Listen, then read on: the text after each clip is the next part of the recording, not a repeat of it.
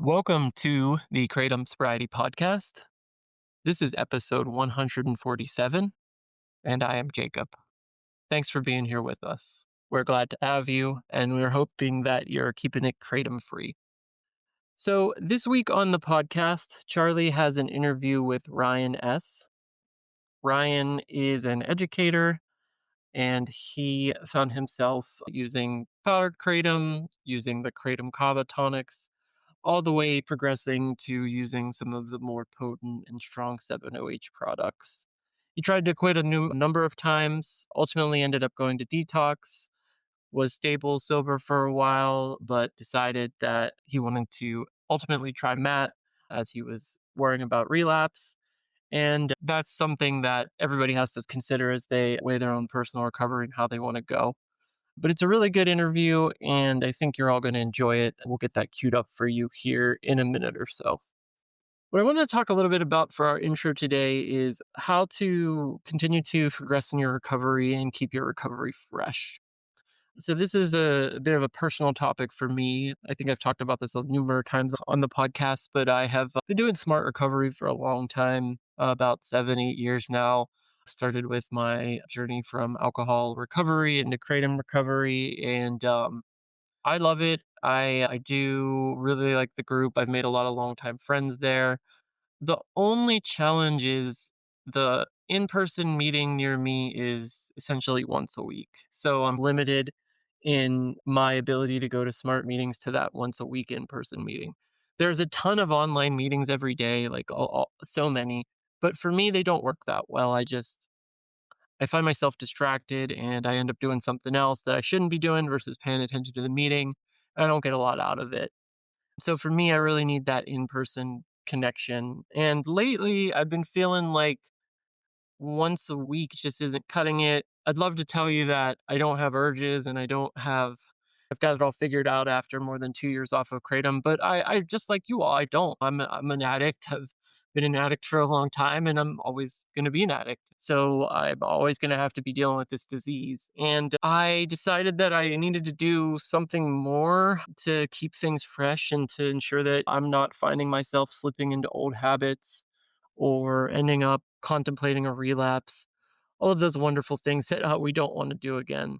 So I recently went to an AA meeting. Actually, there is right next to my work, 2 or 3 days a week, a meeting. I just saw they had the little AA card on the door, so I had stopped in about 2 weeks ago now, maybe a week ago. I don't know, recently, and I met the group. I went to a meeting and I really liked it. When I first tried AA, it wasn't for me, but this group was a bit different. I'm older now than when I originally tried it, so maybe that has something to do with it. But I don't know. I liked everybody I met. I felt that the stories were relevant, and even though it's not kratom specific, since I have a more storied history of addiction, I could relate to a lot of the things going on and that were talked about there. Um, so I am definitely going to go back. I actually plan on going tomorrow. I don't know if I'm going to do the steps or if I'm going to jump right in and get a sponsor and all that stuff, but I'm thinking about it just because I want to make sure that I'm not relapsing. I don't ever want to go back to kratom. I don't want to go back to alcohol. I don't want to go back to opiates or other drugs. I just want to continue to progress in my recovery and continue to stay healthy and stay sober. And if that means trying the 12 steps or doing something different, then that's what I'm going to do. So that's a bit personal for me, but what I just wanted to reiterate for you all is recovery is a journey. It's not really a one and done. It's not, okay, I'm off kratom and I'm good now, everything's over with. That's not how this disease works. It's a progressive, lifelong disease that requires management. And I've found that when I don't manage it and when I don't do things that I think I need to do because I feel like I don't have the time or this or that, and I don't put my recovery first, I end up relapsing or end up transferring addictions, or I end up just being what they call a dry drunk, where I'm angry all the time and I'm not fun to be around. So for me, I've got to keep things fresh, and I'm gonna take a look at the 12-step program and see if maybe that's for me. And if it's not, I'll find something else. But the moral of the story is you're gonna have ups and downs, and it's not a linear progression necessarily. So you just have to be vigilant and I would say don't be afraid to switch things up. There's all kinds of really great recovery programs out there. If something isn't working for you, or if you're feeling like you want to try something different, do it. There's no harm. You don't have to keep going back if you don't like it. And it may just help you continue to grow in your recovery and to move forward. So I think that's it for this week's intro. I hope you found it valuable, and we'll get on to Charlie's interview with Ryan S. Thanks, everybody, and keep it Kratom free.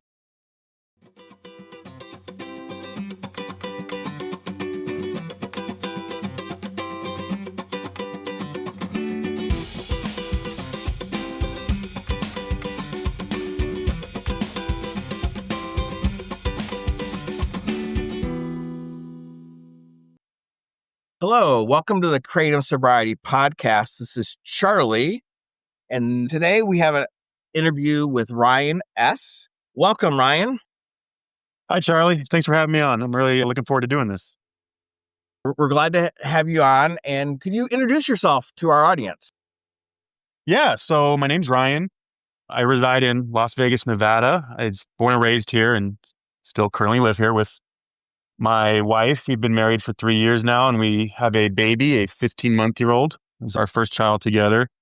I'm a teacher, same as my wife. We both work with kids with special needs, and I've been doing that for 10 years now.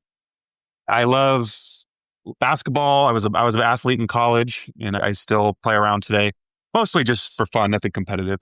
And I love lifting weights. And I actually, a little over a year ago, started my own podcast, which is a kind of like a Las Vegas sports podcast where I mainly talk about UNLV, our local college sports and stuff like that. And that's just a fun little hobby I've been doing for a while. But yeah, other than that, pretty normal guy, I would say. And how much sleep are you getting these days with a 15-month-old? So knock on wood, it's been better the last, I'd say, month or so. He's sleeping throughout the night. But I'll have bad nights every now and then, but you kind of get used to waking up constantly throughout the night that it starts to not even phase you anymore, which now I'm getting used to sleeping throughout the night. So who knows what's going to happen, but it hasn't been too bad. When is your Kratom sobriety date? January, I guess it would have been early morning, January 16th of this year. Congratulations. Thank you. Thanks for your patience getting us scheduled and having you on here. We're appreciative of that. Oh, and it's all good. I know you have a lot of people trying to be on the show for a good reason, so I'm just happy to be on it. Yeah. I was just joking with you before the show. We're onboarding this new system using a Google form. So if you've ever contacted us in the past and have found through the cracks for whatever reason, in the show notes, there's a form. You fill it out. There you go. Yeah. What first led you to try Kratom, and why did you do it when you first started out? I've always been someone that's willing to experiment with stuff, even if I know I shouldn't. But we can go a lot further back talking about that later. But I was actually getting a haircut, and this was in 2017. And I don't know what I was talking. I was probably talking about like the stress in my job, having anxiety lately, something like that. And this lady's, I know something that can help with that. And I was like, oh, do tell. And it's called Kratom. It's this plant. It's all natural. And it really helped me a lot. And there's a website you can get it from. I was like, oh, okay. So she wrote it down for me, the name of the website. And then she made it sound like it's really good. So I was like, sure, I'll try it. Why not? It's natural. How bad can it be? And I ordered some. And the first time I took it, I took a little bit. And I felt a little something, nothing too crazy. So I took a bigger dose. And that's when I was like, oh my goodness, what is this stuff? I couldn't believe how it made me feel. And so that's kind of my journey started with that. And when was that? I'm pretty sure that was around spring 2017. Okay. If not spring, it was in that year or in that range. Do you have a previous history of an addiction? I would say no, as far as like real drugs, though I've battled with caffeine addiction since I was 18. I think it's like a psychological thing that with me that goes way back, where I feel like I need something to motivate me to do something, to go somewhere, to get a task done, to work out. And I did that for years. And so I think that's the root cause of all this, was that need to take something to feel good, to put me in a good mood, to give me energy. And I think that kind of what led me down this path, which led me down what ended up happening to me with Kratom. But I've tried other drugs before, but I never let anything grab a hold of me, not like Kratom though.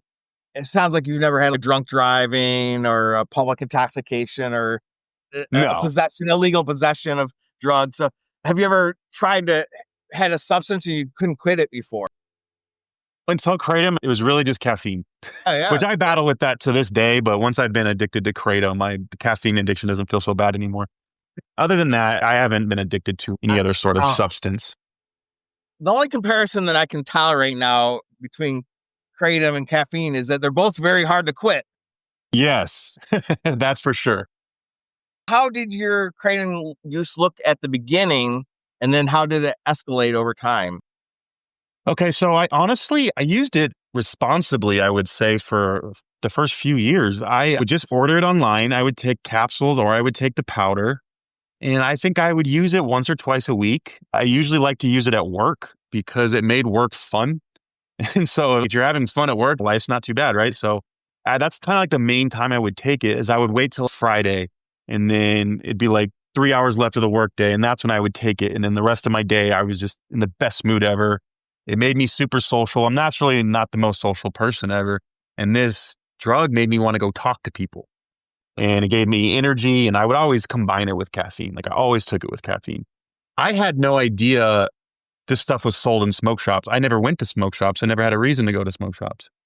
So for the first few years, I only relied on getting it online. And then as soon as I saw Kratom in big bright letters driving by a smoke shop one day, I was like, oh, well, it's probably not as good quality as the stuff I'm getting, but so I'm not going to go in there and bother with that.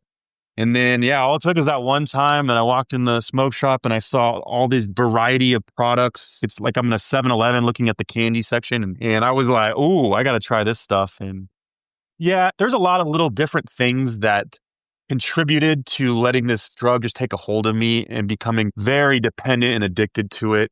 So it used to be, I don't have any Kratom. I don't have any Kratom. I can't take it. It wasn't an issue. until I discovered that they were at the smoke shops. And in Las Vegas, they have smoke shops here like it's Starbucks. It's on every corner. And they're open late, so it's easy to get, right? So I could literally just be driving to work and I'm feeling tired out of it. And I'm like, you know what? I'm going to stop and get some Kratom real quick. And, then I take it and then it made work awesome and fun.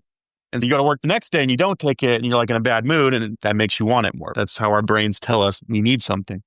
But yeah, that's how it got out of control. Among other things, I got really into bodybuilding for a year or so and I would take Kratom before my workouts. And it made me have the best workouts. Like I was like, just felt king of the world when I was in the gym taking this stuff. And so that was part of it. I also started taking it like as a coffee replacement. And I think that's when really got out of hand from there because instead of drinking coffee, I'm taking this drug that makes me feel way better than coffee does. And then the next morning you wake up, you feel horrible. And so you want it again. And then, so it's just like these bad habits that I guess it just continued to get worse. And at one point I had really bad hip pain. I still battled with it and it was keeping me up all night. It was throbbing pain. And I noticed if I take a little Kratom before bed, it alleviated that pain and I would feel a lot better. And then, so it just kept like one thing after the other led to me taking it more and more. Once I started with the extracts, I couldn't go back to the powder. It just wasn't doing it for me. And then eventually I discovered those 7-OH pills and it just kept getting worse and worse from there. Those are all like legit reasons to start using Kratom, the pain relief as a pre-workout to enhance exercise and the caffeine replacement. How did the product use change over time? What was the timeline from powder to extracts to 7-OH? Yeah, so it was just capsules and powder, I would say all the way until 2021, maybe even 2022. And so I discovered those blue bottles. And I was just taking a little bit at first, and then that led to taking the whole thing. And then that led to, oh, they have stronger stuff. So I would do just the straight extracts, the really potent ones. And the high it made me feel was just amazing. But it eventually got to a point where those didn't work quite as well. And then I would say like maybe early 2022 is when I started taking the extracts. And then I'd say maybe a year later, 2023 is when I started taking the pills. And that gave me, again, a high I hadn't felt before. And you know how that addict brain works, where you're just chasing that previous high, your body adapts to it, right? And then you got to keep taking more or keep taking stronger stuff. So resorting to other measures to get that feeling you're seeking. Yeah, that's what happened to me. And then the worse my addiction got, the quicker the withdrawals would come. And then the things that I was enjoying about this drug, I wasn't enjoying anymore. And all the problems that the drug was causing me was just getting worse and worse. So that's my timeline and how I switched from different products. What started to be the worst? Was it the money or was it physical side effects that like really, or both of them? Oh, geez. Yeah, it got rough. I would say the physical side effects didn't really start to become severe problem until maybe 3 or 4 months before I quit. But yeah, before that, the money was a big problem. I was spending, it would go up every month. It went from $50 a month to $100 a month to the last few months before I finally quit. I was spending $600 to $800 a month on this addiction. And my wife did not know about it at the time. She knows everything now. She's going to listen to this. So she's going to know everything regardless. But yeah, I was spending a ton of money on it. And I was constantly lying. I would say, I'm going to the gas station to get an energy drink. And then I would get the energy drink, but I'd also make another stop. Or I'd say, I was like, babe, I'm going to go to Starbucks. You want anything? She's like, oh, no, thanks. And then I'm like, go to that. I don't even care about getting Starbucks. I just got to get to that smoke shop and get the little vial or the little whatever product, pills, whatever I was taking. And so it was just like living this lie and not being honest. And then my wife knew I had a problem. She knew I was addicted to this stuff. She didn't know the severity of it. She's never been addicted to anything before. She didn't know how much I was spending. And then it just got worse and worse. And then when you combined the physical side effects with how much money I was spending, that's when I knew I have to get off this stuff. That's one of the major things that's happened in the last year is the rise of 7-OH, those isolate products. What was your experience? My understanding is you have to dose a lot more frequently. Your tolerance rises really quickly on them, and gets really expensive, and the withdrawals are a lot worse mentally and physically. Absolutely. And listening to this podcast for so long, I realized that I wasn't alone with how it impacted me. So the 7-OH pills, yeah, they would give me that high that I had lost. I was getting that high, but the withdrawals would come much quicker. And it got to a point where at my worst, I was starting to feel withdrawals 3 to 4 hours after my last dose. And it would always start with the sweats and then anxiety. And then at that point, that drug became number one priority over everything. I had to do whatever I could to go get some more. And that was the worst part. That was what I hated the most out of it, was how much control this drug had on me. But yeah, the 7-OH was a whole nother monster. And that's when I started. The waking up in the middle of the night with severe withdrawal didn't start until I got on 7-OH. And I started having to take more and more, and it just got more and more expensive. And I was absolutely losing my mind with how bad this got. Did you have attempts where you tried to quit and failed, so to speak? Oh, yeah.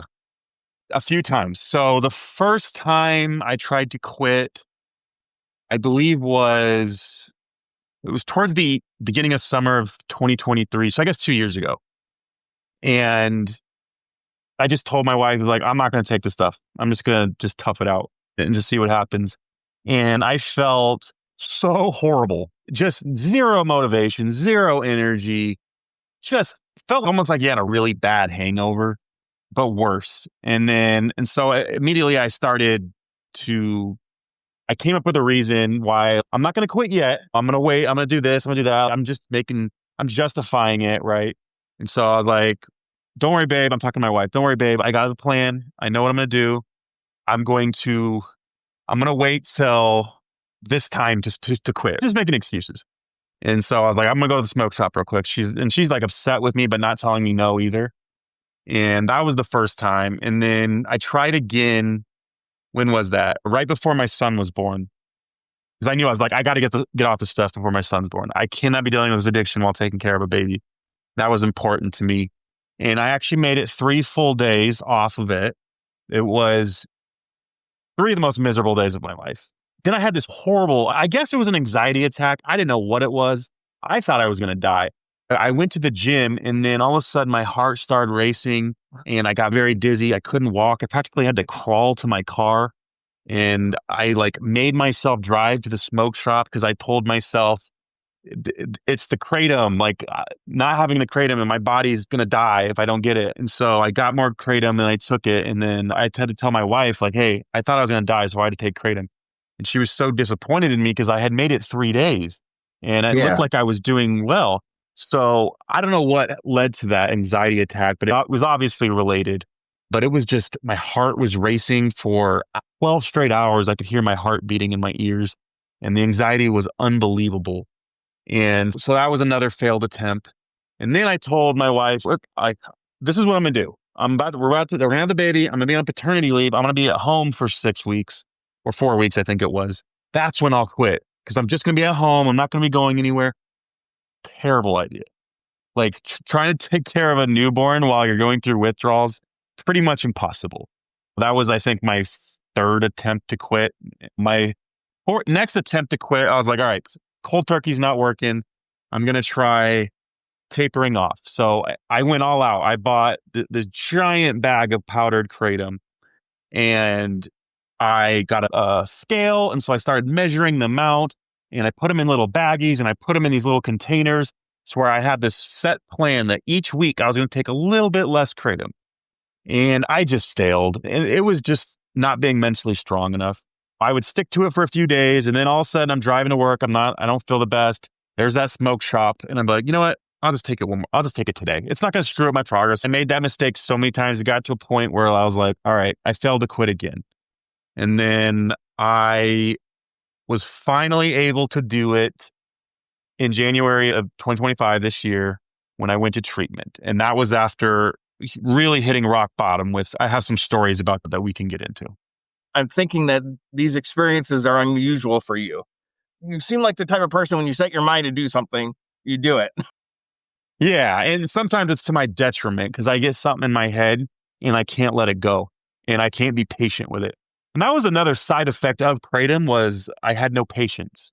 I would get mad at red lights. I would get mad waiting in line at the bank. Just in my relationship, I'd have less patience. It just made me almost cracked out, like for lack of better terms, especially when I would mix high amounts of caffeine with it. I just felt just super like bouncing off the walls, just not patient. I would get angry easier. That was what I hated about it. I stopped listening to music. I didn't enjoy food anymore because whenever I would eat, I would lose my buzz. I would get tired. So I didn't enjoy eating. And I stopped doing all the things that I love to do, reading books, listening to audiobooks, like bettering myself, self-help stuff, health podcasts, reading books that are going to benefit me in some way. Like all of that went away when my addiction got bad. And it turned into just mindless YouTube videos every day. Just watching YouTube video after YouTube video, like ridiculous things like who would win in a fight? The T-Rex from Jurassic World or King Kong, like just stupid stuff that's not benefiting me. And I would watch these things all day long. Yeah. And I was mindlessly scrolling on social media, Facebook, Instagram.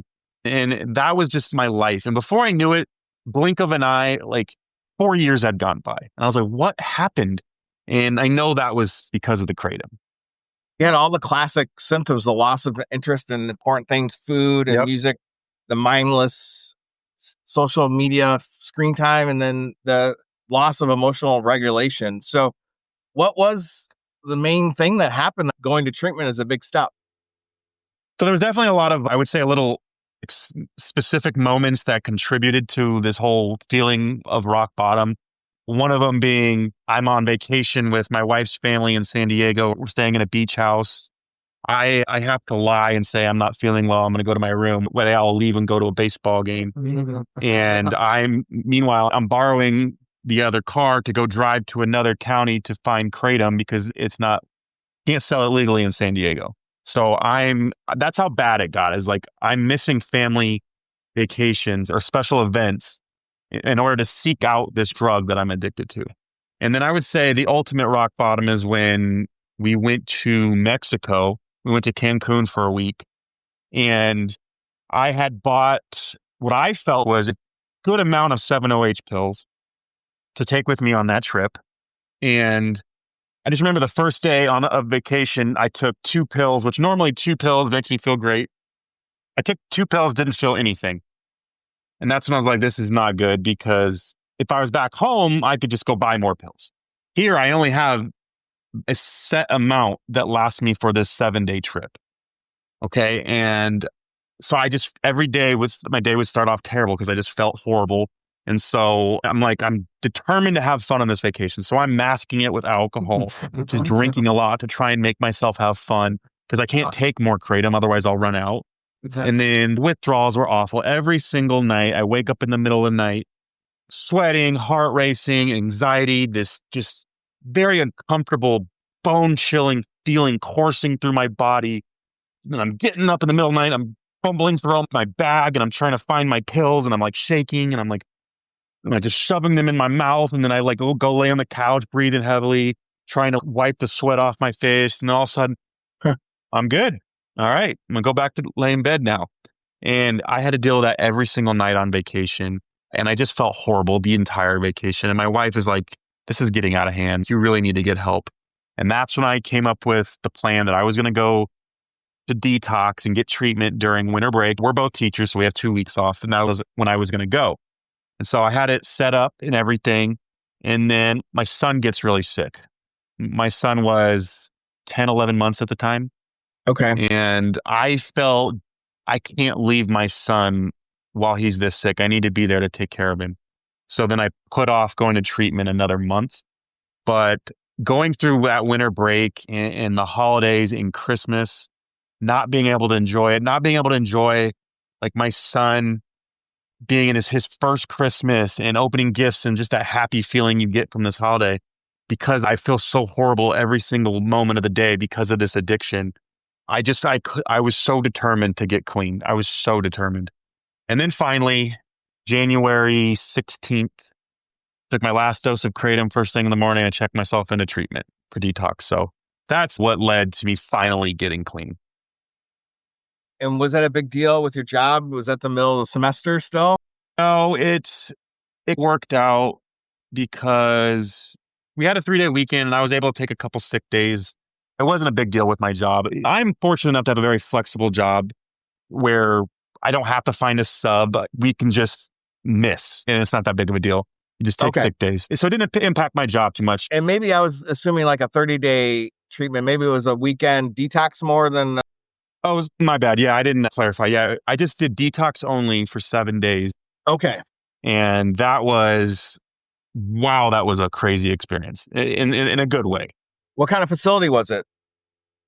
Detox rehab clinic, Desert Hope is what it was called. And basically they put you in a room, you have a roommate, and then they have 24/7 nursing staff, and there's doctors and therapists and counselors. And the first 24 hours that I was there was definitely the most miserable 24 hours of my life. The withdrawals were so bad that I really wanted to quit. I wanted to escape. I wanted to tell Crystal, I'm sorry, I can't do it. I'll do it another time. I wanted to leave there. It was that horrible. I couldn't just sit still. It's this restless leg syndrome, and then the twitching and the suicidal thoughts that are going through my head. I was like, I had no idea withdrawals were this horrible. And I kept going to the nursing station like, please give me something. I'm not sleeping. I'm just miserable in bed, like jumping around. I can't sit still. And I'm keeping my roommate up. And please just give me something to knock me out. And they just kept giving me, they give me trazodone or they give me whatever, and nothing did anything. And then finally it got to a point where they got the authorization to give me Subutex. And then once I got that medicine under my tongue, I don't even remember falling asleep, but I fell asleep. And then it was pretty pain-free from that point on, and they tapered me off of it.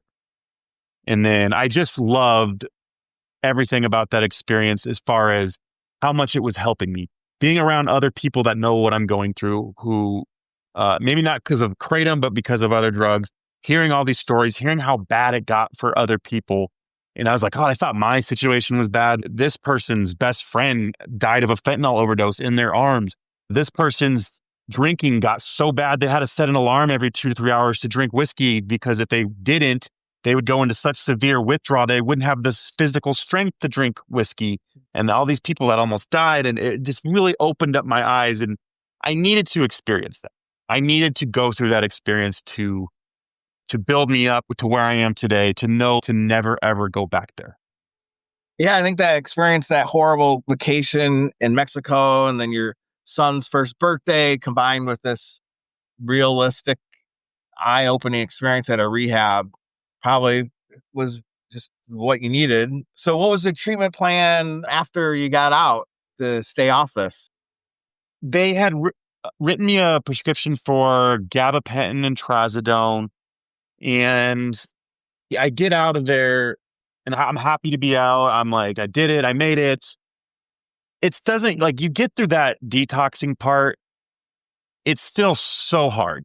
And you Yep. still have a lot of work to do, which I'm still working on it. Right. So I would go on the subreddit quitting Kratom, and that did not help me, because it felt like every single person on there was so miserable and hated life.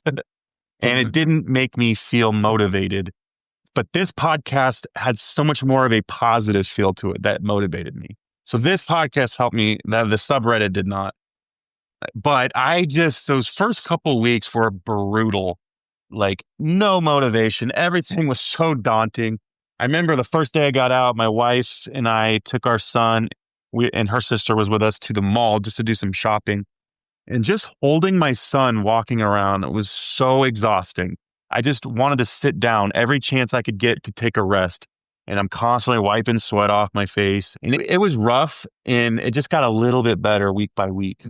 But the sleepless nights stayed with me for almost a full month after treatment. The restless leg syndrome, I thought was going to be gone after I detoxed. No, that stayed with me at least 3 weeks after. And so, yeah, just uncomfortable laying in bed all night. I had to sleep by myself, of course, because I'd keep my wife up. But I would say each week it got better and better until it got to a point where I was like finally feeling good again. Food tasted good. Music sounded amazing. Like, music would bring tears to my eyes. I was finally feeling like I was getting back to the person that I was before all this. And then, unfortunately, something really bad happened. And my wife was 8 weeks pregnant at the time, and she had a miscarriage. Oh, wow. I'm sorry. Thank you. She started having really bad blood clots, and losing the baby was hard enough as it is, but seeing the look on my wife's face of how, I'm getting emotional, seeing how heartbroken she was, it messed me up. Going through that experience really messed me up. And I know thousands and thousands of women have to deal with that all the time. And it's worse for the women, but it really messed me up. So because of that, I found myself wanting to use again. And I was trying to justify it. I was like, I'm just going to do it when I'm having a bad moment. I'm going to do it here and there. And I drove myself to that smoke shop, and I stayed strong, and I didn't walk in. But I wasn't proud of myself not walking in. I was still like, I was just so messed up in the head. And then I was listening to this podcast, and I don't remember his name. I'm pretty sure, Charlie, you were the one talking to him, but it was a doctor. And this guy just blew my mind with how Dr. knowledgeable. Grover. That was probably it. Yeah. I can't remember the name, but that was probably him. And he was talking about what he does for his patients, where if they're having a bad day or they're having a mad moment, they're getting cravings, he'll give them Suboxone. And Suboxone is vilified a lot. So I think hearing him talk about it, how he uses it in a positive way, made me think, all right, instead of going back to Kratom, I will just try Suboxone. And I did. So I got on Suboxone, and I hated it at first. I was throwing up. I had severe constipation. Like, hopefully that's not too TMI, but severe constipation. And I also had this feeling of like I was a failure. Like, I just got on another drug. I'm on another addiction. And then it just got better and better. I think my body adapted to it. The side effects went away. I didn't feel like I was high. I felt good. and normal. And I felt like myself again, I would say, even though knowing I was still on this drug and feeling like I wasn't truly sober. So I ended up getting this really good doctor who's actually educated on Kratom, and he's brilliant with drug addiction, at least from my perspective, just from how I view him and his opinions and everything.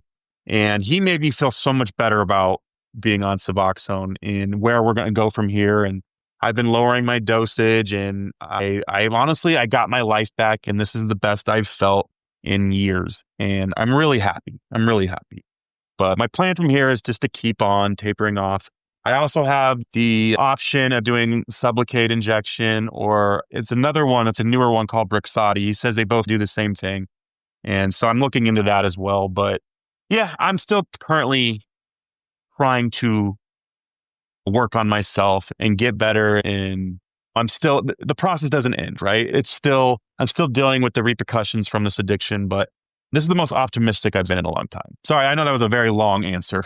It was really important, and it was good to hear all that context, and it was worth taking the time. And that is a big loss. We try to be neutral here and not vilify the use of Suboxone and medicated assisted treatment. It's a harm reduction tool. You're doing all the things we hear that works when you work an individual doctor and you're not freelancing it, when you're trying to take the least amount of it, not returning some kind of disordered pattern of dosing with it. And exit plan, those injectables seem to work the best for people.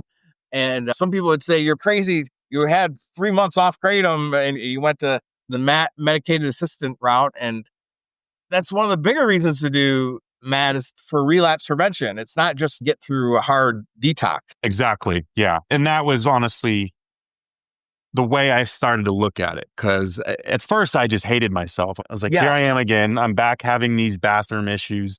That was probably one of the most severe side effects I had on Kratom, was how painful going to the bathroom was. It was such a nightmare. So having that happen again when I got on Suboxone, I was like, I can't believe this. I'm back in this position. I think my body adapted and it got a lot better. And I think my view towards any person getting off drugs is what works for one person is not going to work for the next person. Yep. Or maybe Suboxone was not the right tool for this person, and they needed to just stay completely clean off everything. And for me, it allowed me to get my life back and feel good again, while also knowing I can't relapse off Kratom. I literally can't. So if I try taking Kratom, it's worthless. I'm not going to feel anything. So it's helped me just get in this habit of not having to go seek out drugs to alleviate any sort of bad feeling. I've gotten used now to waking up in the morning and I don't feel the best, but I drink water, I get some sunlight, I drink some coffee, and I'm good. Whereas for so long, it was so hard to get out of bed without Kratom because that's what I was used to.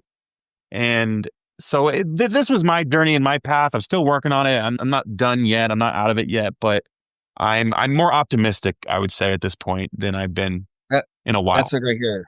And our big thing is everybody's path is different, but we can skip the self-loathing. It's just, especially about doing a medical treatment for a medical condition. It's so weird. It's how the culture wars and politics around big pharma and all sorts of stuff gets all wrapped up into a health decision. Yeah, 100%. Yeah. 4 months off. What are some of the good stuff that's happening in your life now? Oh, I think it's just enjoying being a father and playing with my son and taking him places and watching him grow and learn. And it's just been the most amazing experience ever. And I know it's cliche to like, once you have a kid, your life changes and everyone doesn't know what it's like who doesn't have kids. I get all that. But like for me, it was like, this little human being gives me a reason to take care of myself. This is my purpose in life, to be a father to him. And so I think every single day I'm happy. I'm genuinely happy because I can't wait to go see him at the end of the day. Now there's times I go and see him and he wants nothing to do with me because that's just, that's just what babies do. But that and doing my podcast it's like a fun hobby. And I love just getting on there and talking about whatever I want to talk about. And that's starting to grow in popularity. Being a good husband, where my wife and I just bought a house and doing everything we can to get ready for that. And I'm just living life, and I'm happy to be back in this place where I'm learning again. I have growth mindset. I have goals. I'm taking care of my health. And so I'm just appreciative that I went through those bad experiences of Kratom because it taught me so much. And now I know I never want to go back there. So, Yeah. so yeah. Seeing the doctor for the prescription and this podcast, is there any tools or things that you're doing that are helping you on this growth pathway again? So one thing I wish I could say I've done is take classes, but I'm not going to lie, I kept putting those off. That is Yeah. still very much so my goal is to start taking classes because I know I still have that addictive mindset, right? I still have that feeling when I'm going somewhere. I'm like, oh, let me stop at the gas station real quick and get an energy drink. I want to get past that. And so to tackle that, I got to go through the root cause. And I have a therapist. I started getting therapists. That's been huge for me. Talking to my therapist about everything I'm going through, and she's giving me tools. And I want to start doing the Kratom specific meetup groups, the online stuff, and yeah, just keep growing and keep trying to improve and get better. So that's where I'm at right now. What my plan is. Is there anything that you wish people better understood about Kratom addiction? I think so many people did the same thing as me, where they justify it. It's legal. It's a plant. It's not that bad. I'm not a drug addict. I'm not a junkie. Because that's what I think what's unique about people who get addicted to Kratom versus people who get addicted to other drugs is we didn't have that typical drug addict story that people had a lot of trauma when they were young and they have all this pain inside that they're dealing with. And that's what led to them going down this road. Whereas ours was more, and I'm totally generalizing, I understand that. But for a lot of people with Kratom addiction, they just discovered this thing that makes them feel so good.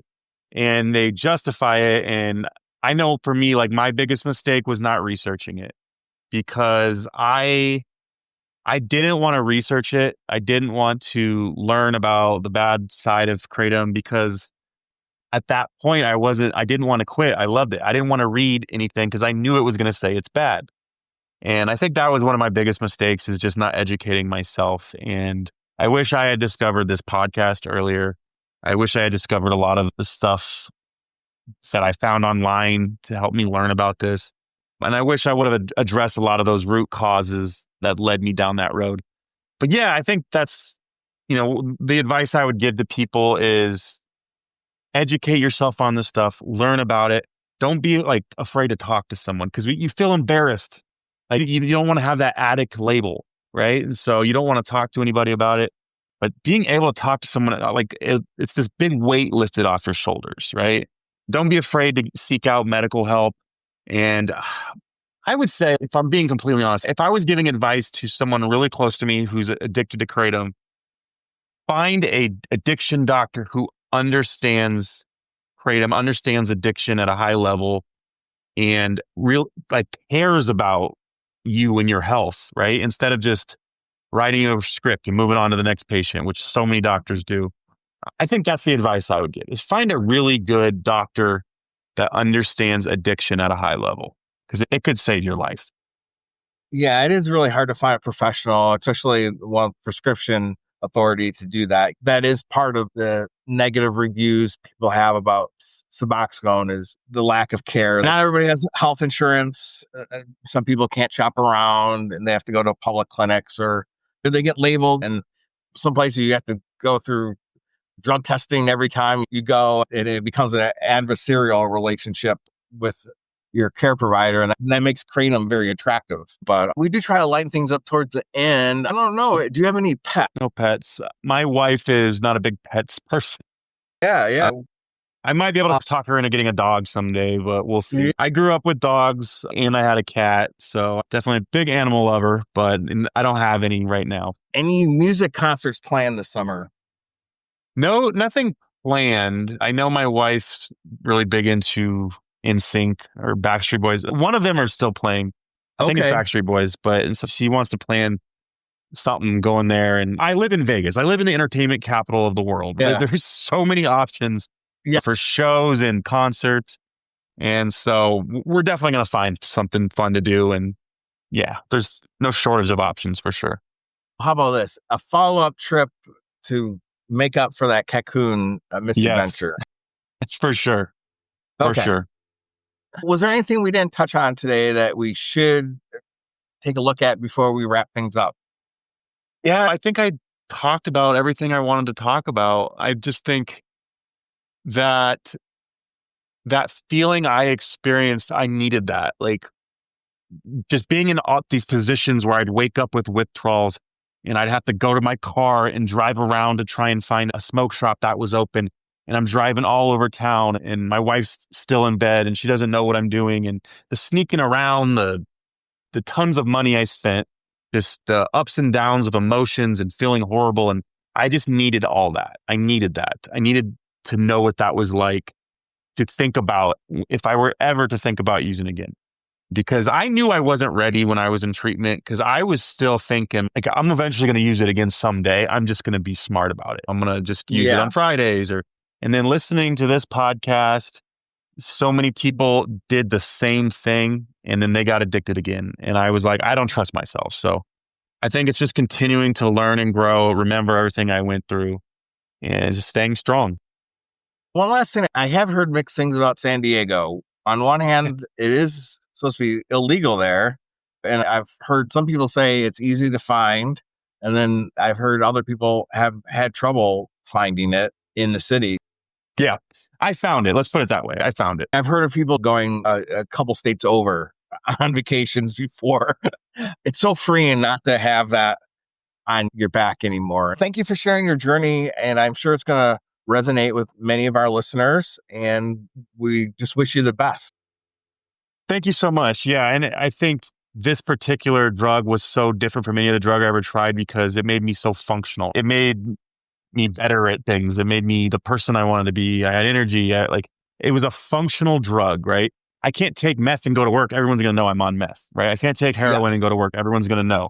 This drug allowed me to hide it. And that's how I was able to take over my whole life. So I just want to throw that one last little thing in there. But yeah, thank you so much for having me. I really appreciate it. I was looking forward to doing this for a long time.